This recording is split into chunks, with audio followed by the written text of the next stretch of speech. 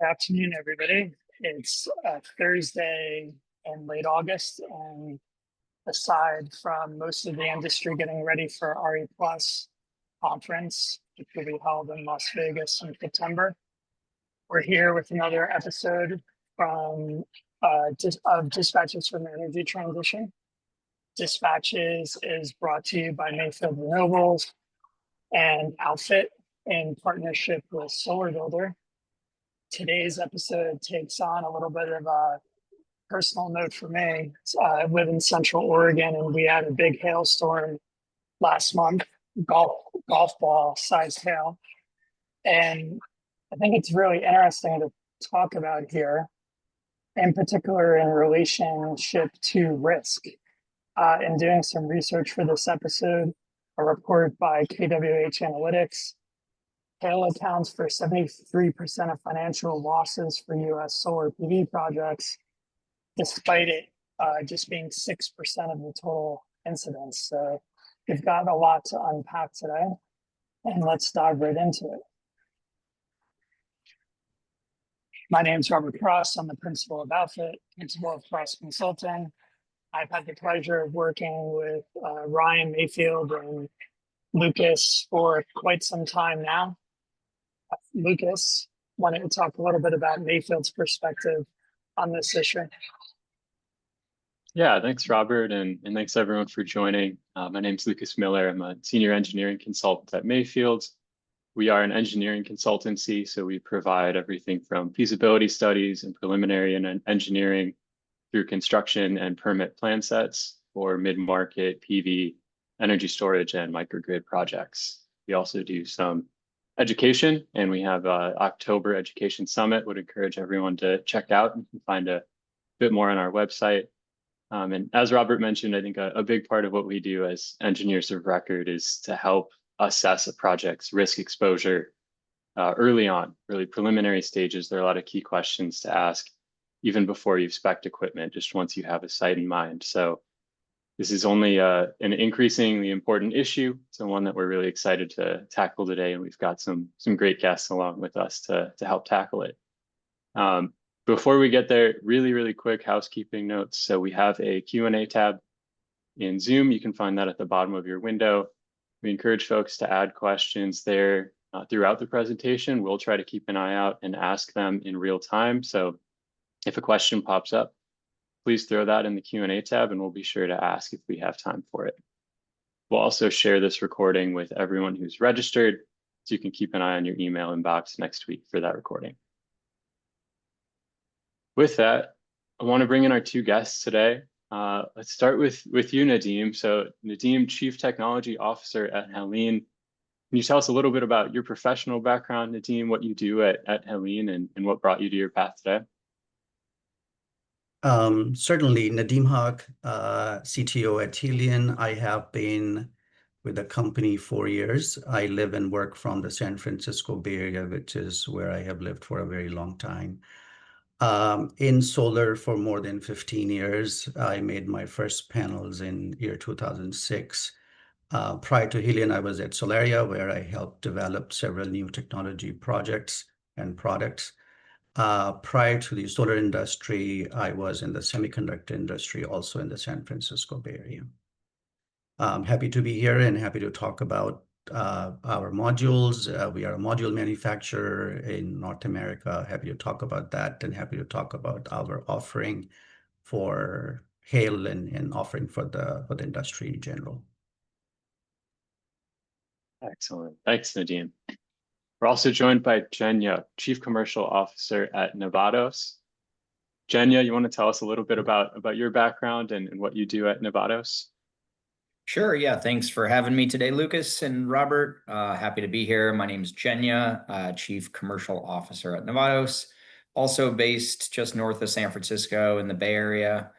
I've been in the solar industry a couple months shy of 20 years, so a long time. I think modules when I started were $5 a watt or thereabouts. So Nadim's done a good job at cost reducing them down 90+%. Nevados is a tracker manufacturer based in Oakland, really focused on sites with terrain, and looking forward to getting into the details. So we know the Inflation Reduction Act spurred significant increase in growth in domestic manufacturing. And that's one of the aspects that we're excited to talk about today, both with Heliene and Nevados and domestic content. Nadine, walk us through Heliene and your growth story, which is pretty impressive. Excellent. Happy to share information about the company and our product. We did not come into existence through a recent incentive. Company has been in existence since 2010. We have made modules in North America continuously last 15 years. Currently at 1.3 gigawatt, spread across 3 manufacturing lines in Minnesota. Additionally, we have partners overseas that make module to our specification and ship to the US. The product, most of the product, or actually almost all of the product, is glass backsheet. So we have taken an approach of making it robust from the designing point of view and use a 3.2 mm front glass for all our product and now going to 4 mm. We have used as much as possible domestic content. When I started almost 20 years ago, that I was using all domestic materials and actually even procured within the San Francisco Bay Area, and then things just started moving away. Heliene has used, wherever possible, domestic materials to make our modules. The IRA a couple of years ago has accelerated that process, and now there is more domestic manufacturers. Today, if a customer requests it, we can make a module with domestic materials, with all domestic materials except glass, because glass is something that is not made in the US, but we buy everything that is made in the US. So there is modules that Heliene ships that's up to 90% domestic content. However, we fine tune that to the requirement of the customer, and it can be a different percentage. It may or may not have domestic cells. It may not have other materials, but we are certainly able to make domestic, a very high percentage domestic module. And I will once again repeat that everything we make, almost everything is bifacial, and even our bifacial modules are glass backsheet using a thicker front glass. Thank you, Nadine. Heliene has been growing pretty consistently in recent years, but what are you particularly excited about from your perspective in this industry, moving forward? I think the whole push towards, we have been making modules in the US, and the whole push in the marketplace for domestic manufacturing for local modules is great. We are very excited about that. That has presented us with the opportunities to grow in the US, and we look forward to the expansion, further expansion of the local manufacturing in the US for modules. This building, the picture that you're seeing there, it's a brand new building we have put in just outside of Minneapolis. It currently has 500 megawatts, but can go up to 500 megawatts and can go up to 1.3 gigawatts. So we see rapid expansion of the solar industry, and with that expansion of local manufacturing, and we are very excited about that.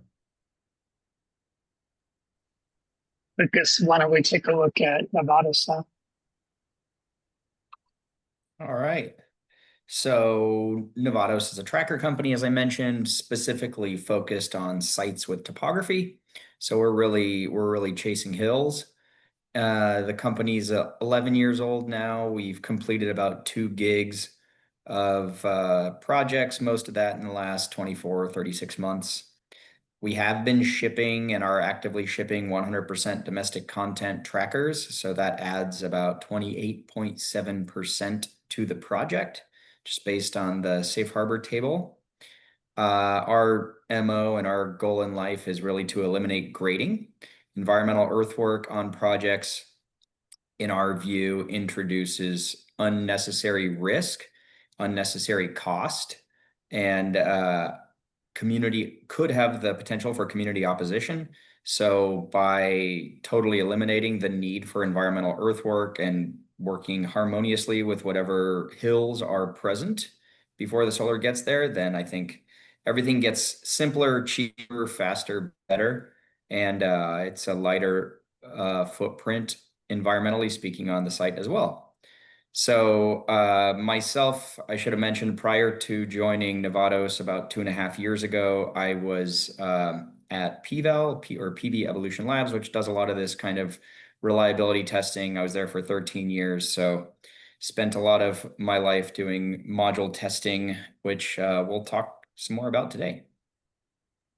And yeah, out of curiosity, kind of going back that risk and mitigating risk, do you feel that project developers have a good understanding of the risk here, particularly related to topography? Or are you finding in your conversations that you're still needing to inform the industry about that risk?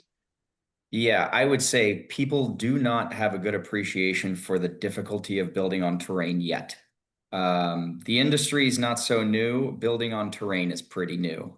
Nevados had to develop from scratch a lot of the methodologies and engineering capabilities that we have in-house around civil and hydrological and locating piles in 3D, doing energy modeling with tracker schedules in 3D.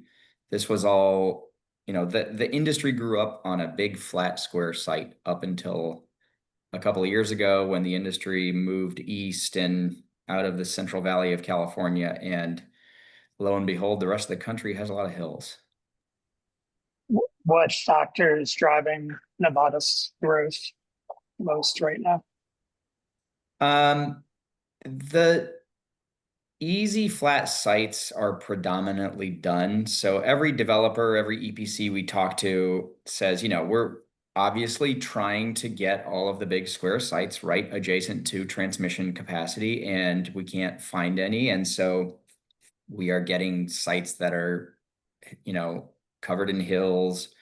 The jurisdictions, like especially in Virginia, are getting more and more savvy with regulations around stormwater protection and grading requirements. And so the industry is having to be nimble and evolve into dealing with topography. And so as the most experienced tracker company in that segment, in the topo challenged segment, a lot of folks are coming to us to learn about how one even addresses the challenge of topography. And we have thought a lot about it in the last 11 years. So we can typically address all of the concerns. I want to ask for both of you, maybe one more question on domestic content before we move on to project risks. And my understanding of at least the language in the IRA, and I believe some of this extended into the latest bill as well, is to meet domestic content requirements, roughly 40% of total component costs have to be attributed to US material. If I'm a developer and I'm working on a ground mount project, if I can source both my racking and trackers and my modules domestically, is that typically enough to get me to that 40% threshold? Is other balance of system usually included in that calculus? What are you guys seeing from a developer perspective to meet those domestic content requirements? I'm happy to take a stab at that first. So it's 40%, but it ticks up. It's 45% this year, I believe, and then goes to 50 and then 55. So it year over year goes up by 5%. We have seen that the majority of our customers opt for 100% domestic because it's easier and cheaper to get your percentage points from the tracker than it is from other things. We have customers that are getting there. I don't necessarily know exactly how they're getting there. I'm sure Nadim's Minnesota factory helps a heck of a lot. And then sites with batteries are even more challenged because that counts as, some of the capacity of the project, but they're not made in the US typically. Kind of a follow-up question. This is for either one of you. This is a fast-moving industry. There's always a lot happening. But I think one of the things that I like about both of your companies is the accessibility to talk and have discussions about challenging topics and areas of opportunity. What role do you see as a domestic manufacturer in the energy transition? Like, what do you like? What job do you try to provide and working with project developers to make projects happen? I can respond to that first, and also connect to the domestic content. However, us being local helps us tremendously, and helps our customer base tremendously. Our product is designed for the starting point is that our product is designed for the US market. We are here, we look at what the market need is, and we design it to that. And we use materials that are available here. However, having the entire team here, as in the sales and the after sales and logistics and warranty teams, you name it, having it here provide us with the ability to provide very quick feedback and quick loops of service to our company that to our customers that our customers value a lot. So I think that is the great value that's being offered here by us being local and 100% local. Yeah, I would echo what Nadeem said, agreed with all that. I'd also add that this is a crazy fast moving industry. We wake up this week under brand new, 5% test physical offsite work, safe harbor rules. In a couple of weeks, I'm sure we'll wake up to something else.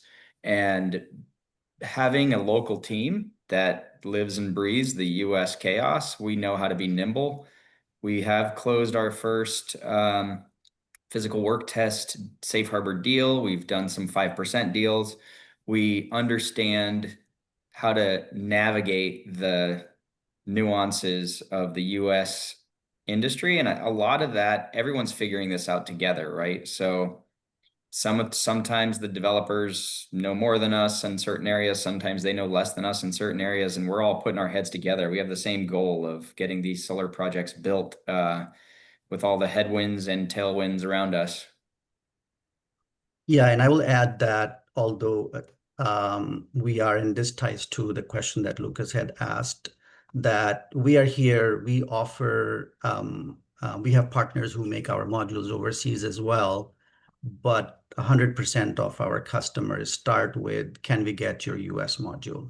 And then on top of that, can we get your US module that uses everything that's made in the USA? So that is where things start. And then it goes from there about, hey, it's not 100% domestic content, it's going to be this much. So I think that they are, the developers are looking for just domestic modules and content as much as they can get.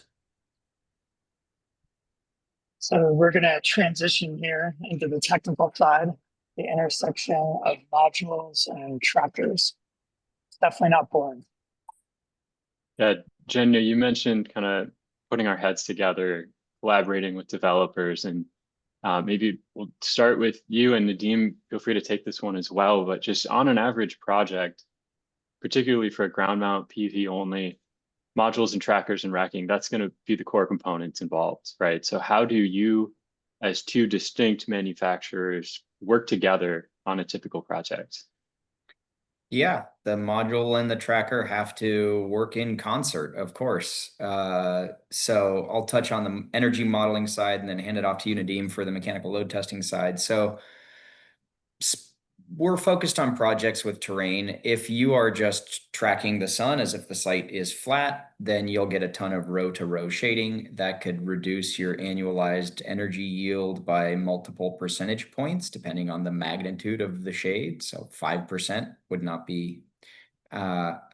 would be possible of loss due to shade. So early on, we had to develop some terrain aware backtracking capabilities. So this is based on geometry. We know exactly where the hills are and the shape of the hills. We know exactly where the sun is at, every 5-minute time step, and we have proprietary algorithms to determine the optimal pointing angle of every row for every 5-minute time step for the year. We know this before the site is actually built.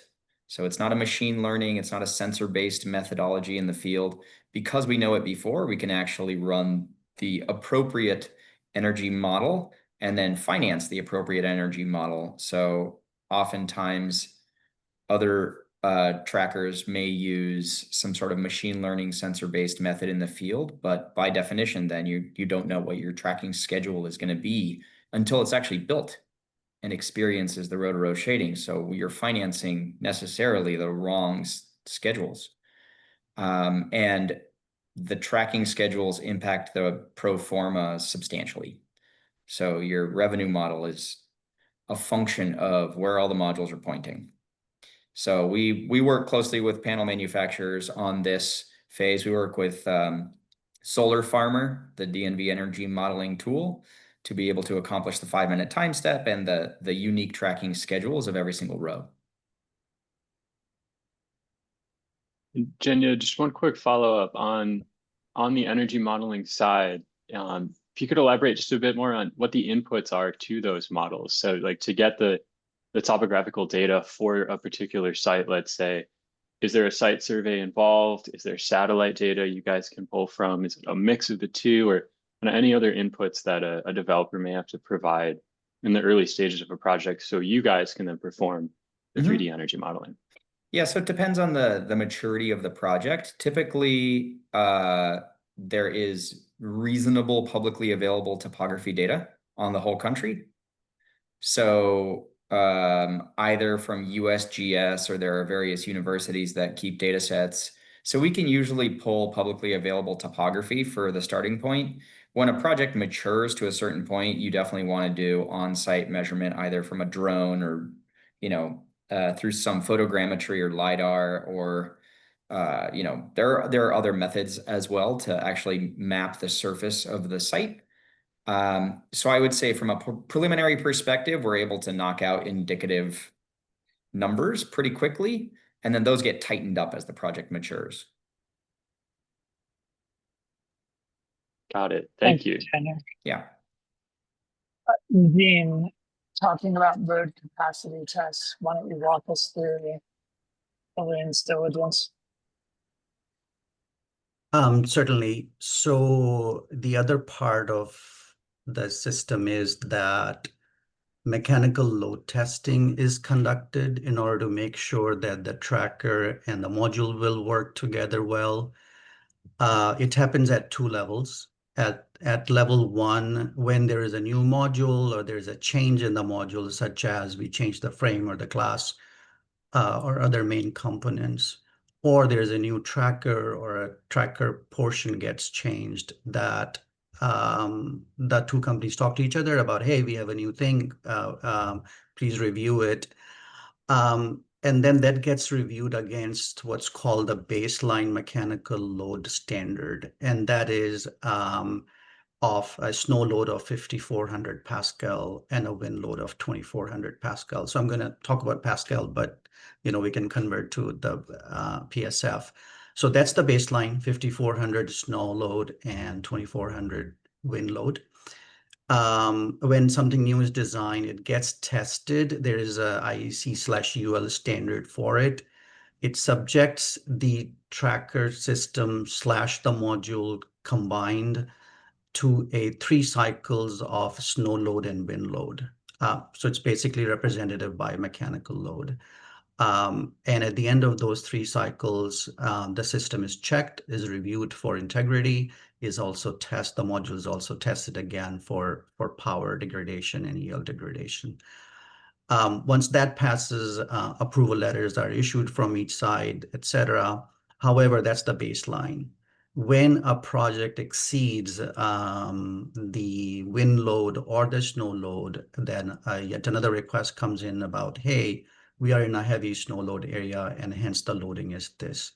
So when that happens, yet another, either a review happens or another test is conducted to that level. It may be a higher level, it may be a high wind zone, and that test is conducted and typically at a third-party laboratory, although we can test it internally as well.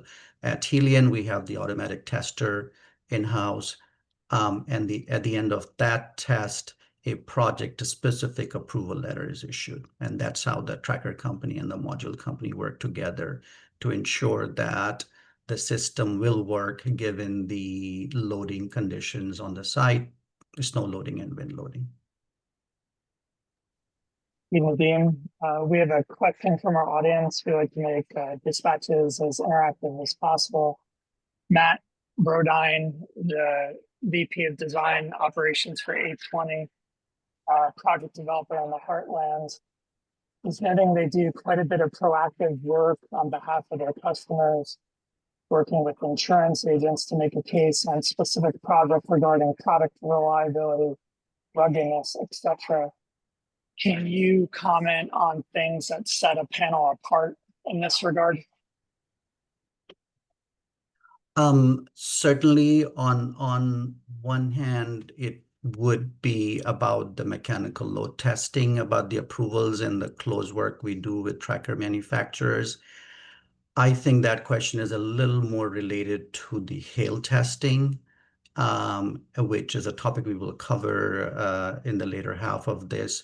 But what we do is, in addition to mechanical load testing that I described, there is additional hail testing that gets conducted, and reports for that goes to insurance companies to enable them to offer the right insurance product for the specific projects. I've got one more question for you, Nadeem, on load testing. Something Mayfield had really dug into in the last 1 or 2 years or so was some changes to the ASCE 7-22 standard with regard to wind and snow loads in particular. And that's one of the structural standards that we point to that give us kind of categorical zones across the country and associated wind loads, snow loads, et cetera, for those. In the jump from the 2016 to the 2022 version of that standard, snow loads especially, we saw a pretty drastic increase in a lot of regions throughout the country and how they're estimating and calculating those loads. Are you seeing generally any changes in how we're quantifying wind, snow, or hail risk or loads across the country, whether it's related to climate change or otherwise, as we get better at assessing these risks? How are you factoring that in? Are you guys extra conservative with your numbers? Yes, so there is a design factor that's built into it, or a safety factor. So the standard calls for a 1.5 times the loading to be tested.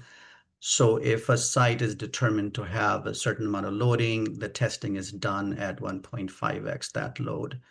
As far as, and that has always been there. As far as recent changes, we have seen revisions more in the wind loading area. So we have seen that systems that were previously approved have come back for a review where a higher wind load was requested beyond the 2,400 Pascal uplift. And those systems were reviewed and retested, not so much the snow load. We have seen that shift happen.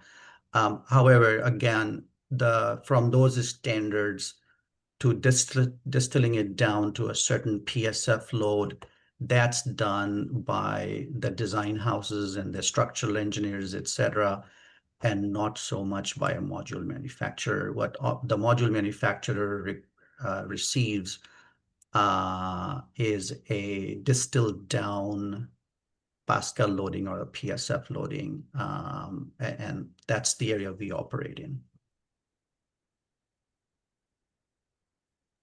Thank you, Nadeem. So we're going to move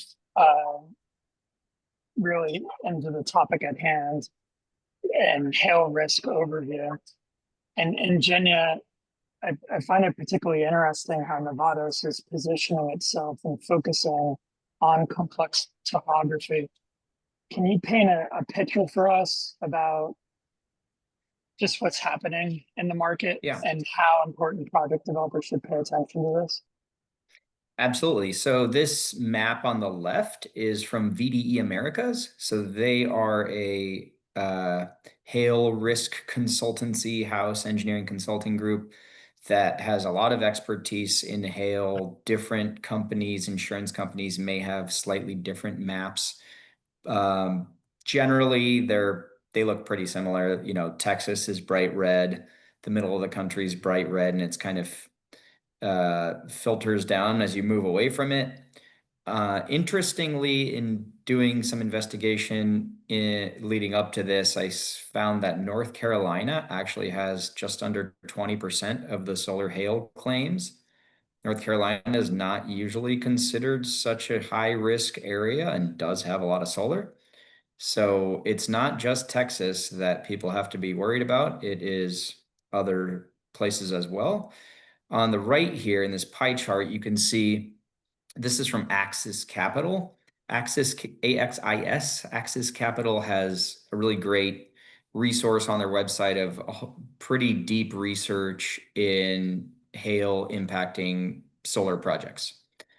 As you can see here, according to their numbers, 55% of the claims, according to the KWH numbers, it's even higher. I think you said 73% at the beginning. So the vast majority of the dollars spent in hail claim or in property damage for solar projects is from hail, even though the number of claims isn't that much. And, you know, as it says here, according to G-Cube, the average was 58 million. Projects pre-2019 had, you know, unlimited property coverage with low deductibles and pretty comprehensive coverage. Then the first Texas project got smashed by hail and had a very large insurance claim, and the insurance industry pulled back and became what's known as a hard market. And they have now lots of fairly strict criteria with regard to property insurance, specifically the nat cat risks, the natural catastrophe risks. For hail, there are typically high deductible levels, low sublimits. It totally varies project by project, and it depends on the relationship the project owner has to the insurance company. You know, everything's a negotiation, and hail or insurance coverage is no different. But typically projects have a lot of exposure. They're not fully covered, you know, especially not from the first dollar up. And then I'm seeing increasingly more projects that are self-insured, quote unquote, which means they don't have insurance. Yeah. Yeah. I guess And yeah.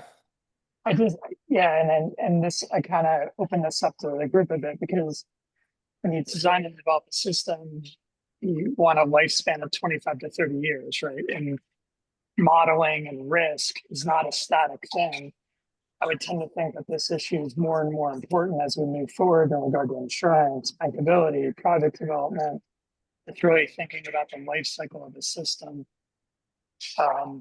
It seems like we need to be more aware in our development moving forward.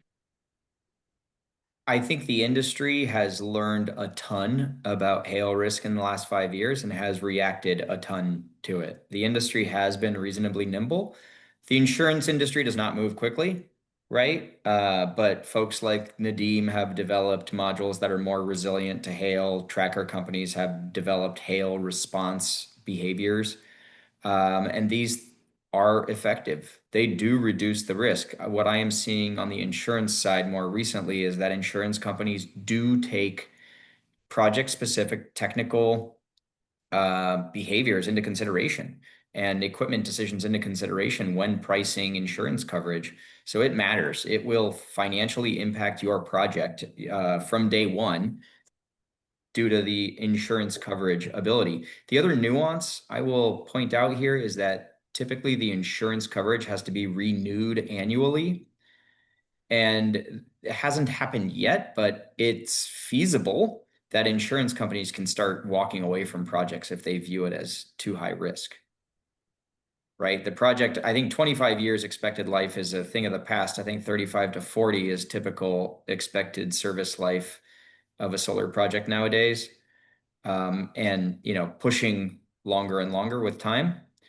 So having very, you know, thoughtful and robust hail response behaviors is critical, because you can't really upgrade a project after it's built. We got an audience question on insurance, and you've touched on this quite a bit, Jenya, but I'm going to ask in case there's anything else that either of you want to add to this. And this is from Craig McBurney.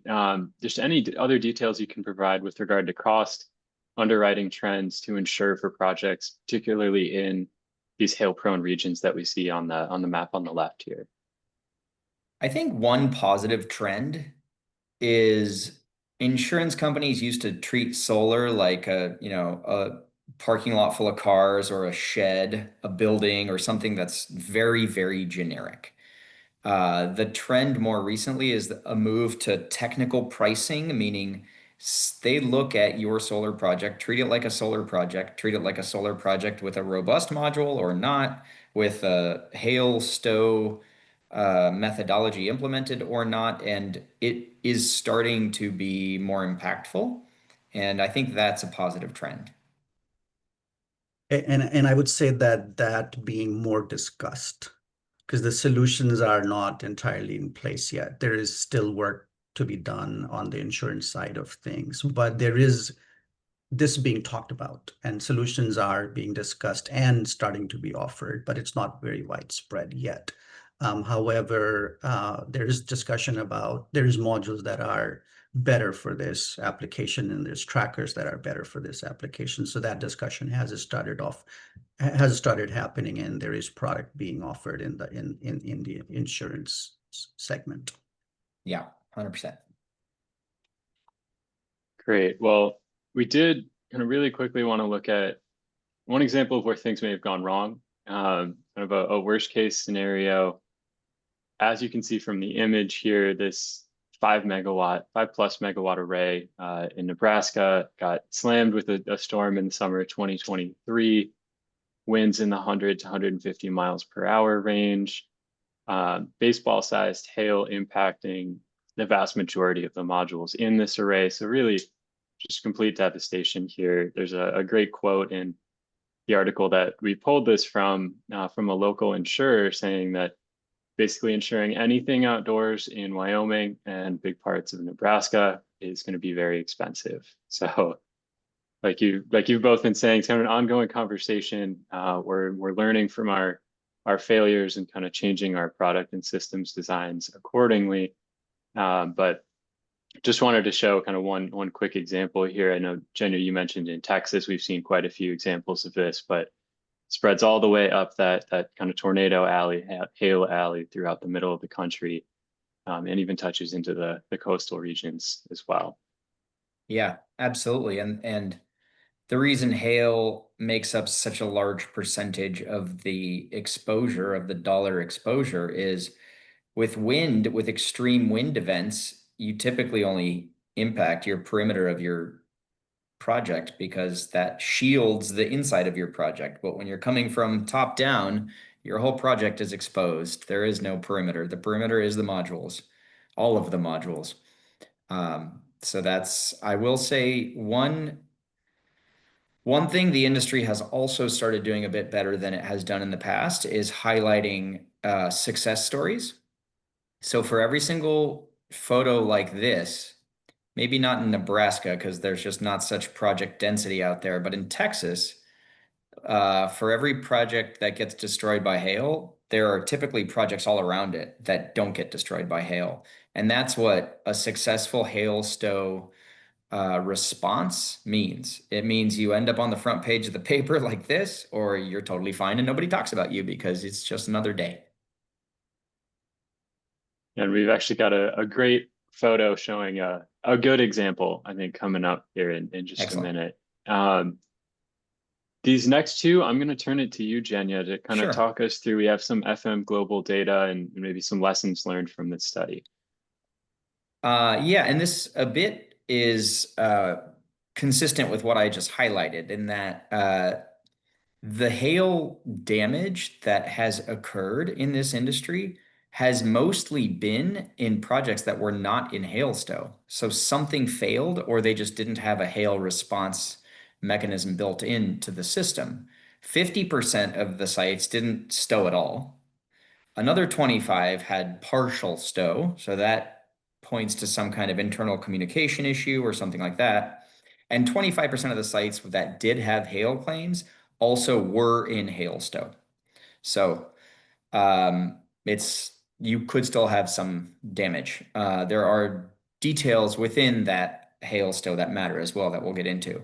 So the tracker could just fail to respond or not even have a hail response mechanism built into it. These trackers have lots of communications devices. Nevados uses a Zigbee Pro mesh network. That's pretty typical, but there's lots of communications and lots of custom software and firmware controlling the communications that has to maintain. If a hail storm is detected really last minute and the tracker doesn't have time to move into a hail stow position, that could also be a cause for it. Some trackers actually have conflicting stow positions, so wind and hail should be the same, and they should be maximum tilt. If your wind stow is something other than maximum tilt, then along with hail typically comes strong winds. The stow logic is going to fight itself. Which one do you go to? Do you protect the modules or the tracker?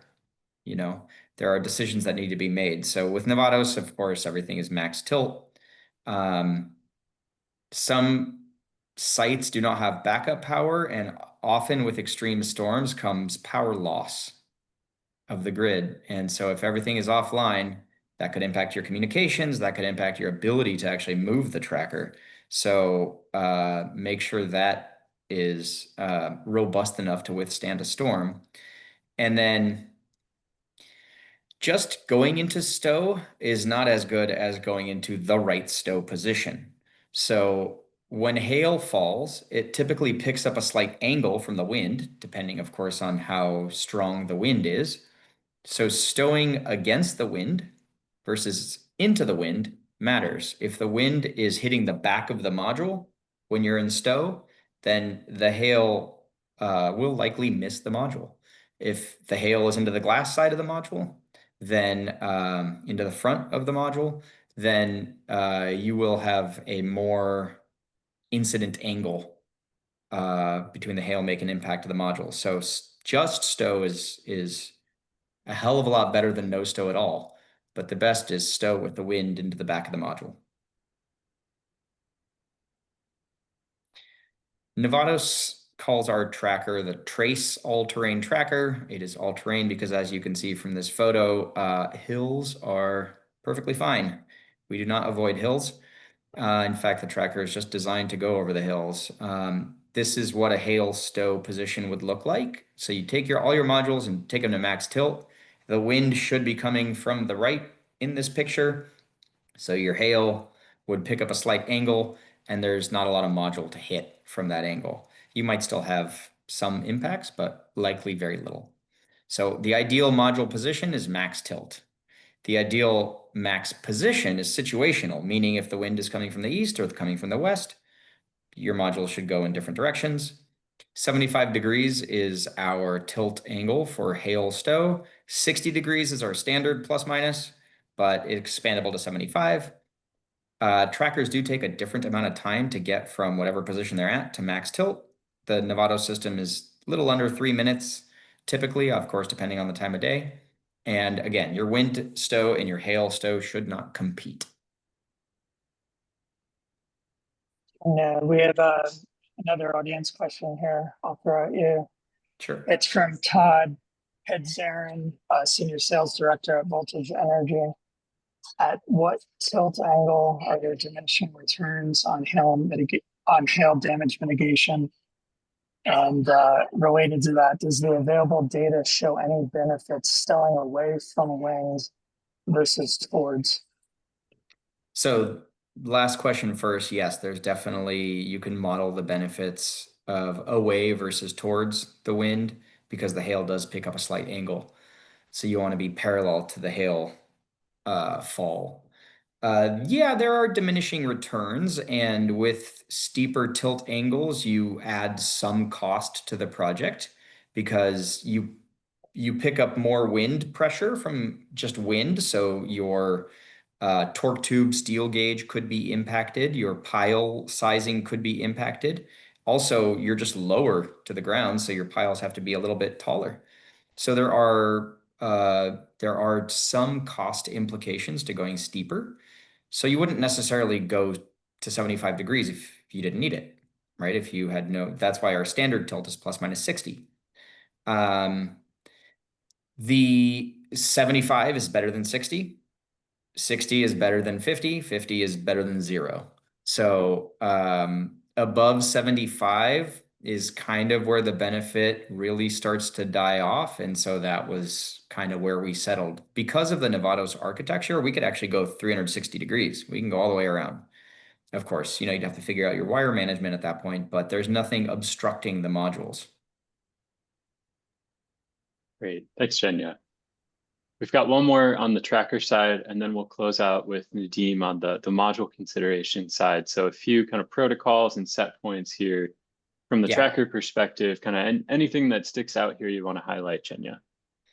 I think the one thing I'll highlight is that for sites that have high wind, or for situations that have high wind, you should have a project-specific protocol, and your stow direction should be a function of the wind direction, not time of day. If it's a low wind situation and the hail falls relatively straight, then you just, go to your closest max tilt. That's basically it. And we have this O&M dashboard that, you have all of your tracker controls through this. The SCADA system communicates with the trackers through this platform, and make sure that your tracker suppliers have this all figured out. And one more quick one, Jenya, just on stow position. If I'm hearing you right, and so we have the module at 75 degrees, the hail's coming to the back face of the module, let's say, where the wind is also hitting the module.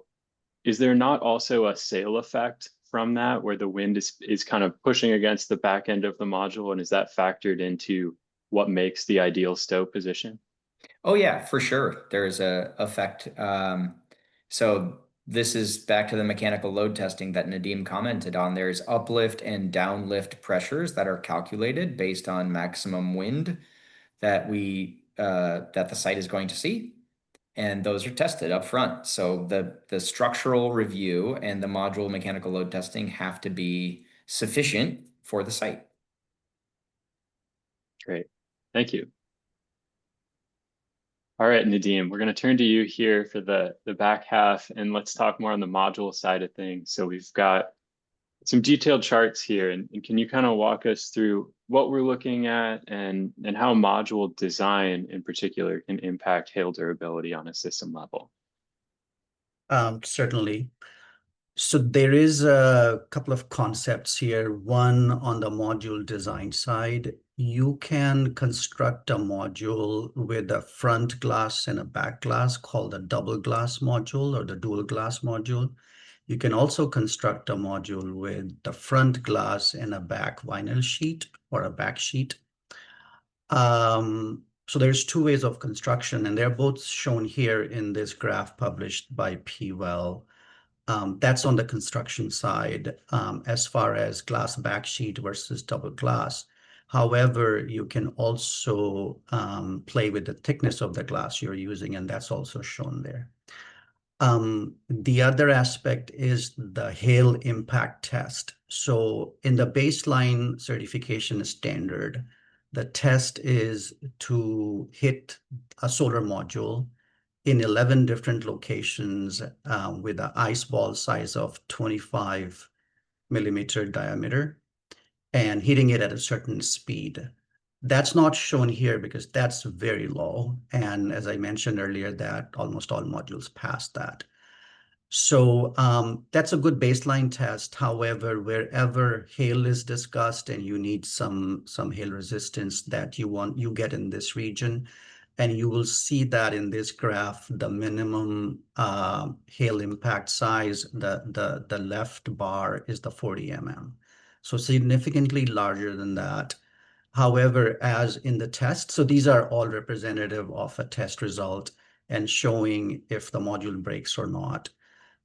So if you are just traveling from the left to the right, that you impact a module at 40 mm with a 40 mm ice ball at a certain speed, and you look at the probability of it breaking. In this case, it's showing how many manufacturers' modules were broken versus not. 40 mm, 45 mm are more the golf ball size, and as you get into 55 mm, you're getting into more the tennis ball sizes. Just to orient us to commonly available objects, and as you get into 65 mm, that's more the baseball size. So what's shown here is that the majority of module that's available in the market that was developed for the worldwide market, not necessarily for hail-prone areas, is a 2 mm plus 2 mm glass product.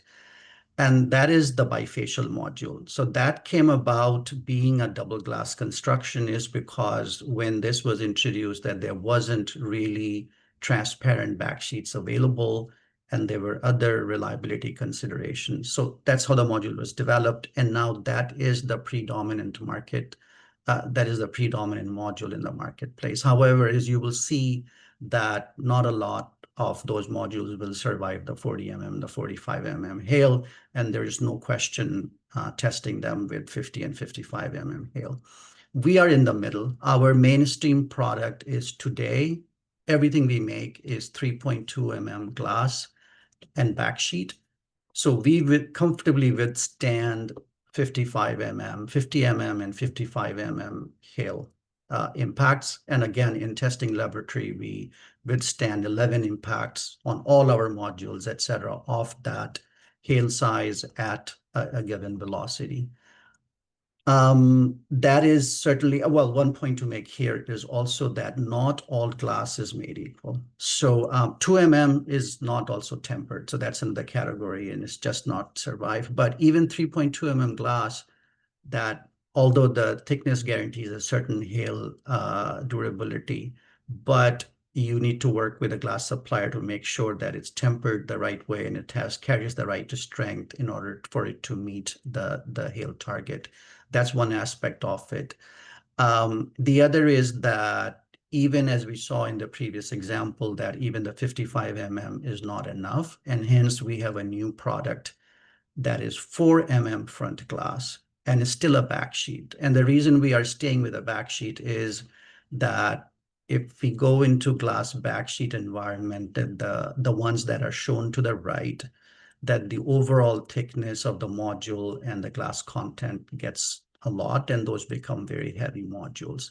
So we are staying with the glass backsheet construction and going towards a 4 mm front glass that will offer us a 65 mm, a baseball size hail impact, and it is at significantly larger velocity as well. So when the testing is done, the velocities are also increased as the hail size or the ice ball size increases. So that's what this graph is about. There is, what I will set up is a couple of videos for the next slide. However, is there any question on this one? I think we want to see the next slide Okay. to really And- illustrate what's happening here. Yes, and so what this is shown here is the lab testing for the 3.2 mm, which is our current production module, and showing that when the very large size ice ball, the 65 mm hits it, that the 3.2 mm glass breaks. Anything lower than that will certainly break at a much lower ice ball size. 2 mm will fail at 40 mm, 30 mm. However, our new product, which is on the right side, the 4 mm glass module, it does survive the 65 mm hail impact. And not only that it survives, all the modules tested survive the 11 impacts. Each module is impacted 11 times at various locations that are described in the standard, and they survive. And that is why that will be a robust module for that hail size. So something you've mentioned by this point, Nadeem, that I think is really important to bring up is kind of where our listing and testing standards are today versus maybe where they should be, and how we can go above and beyond the basic certification testing on the module side specifically. And we did get a couple of questions about this in advance, one of them from Greg Sealhorse. So what are the listings of modules and associated tests, and what options are there today to go beyond those, like you're mentioning, to handle baseball-sized hail, not golf ball-sized hail? So any guidance you can give for folks in the audience, and any specific standards that maybe you're looking forward to?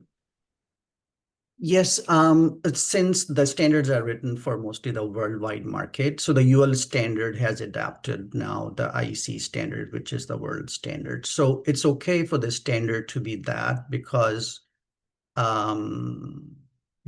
not everywhere you have hail. So it's okay for the standard to call out 25 mm.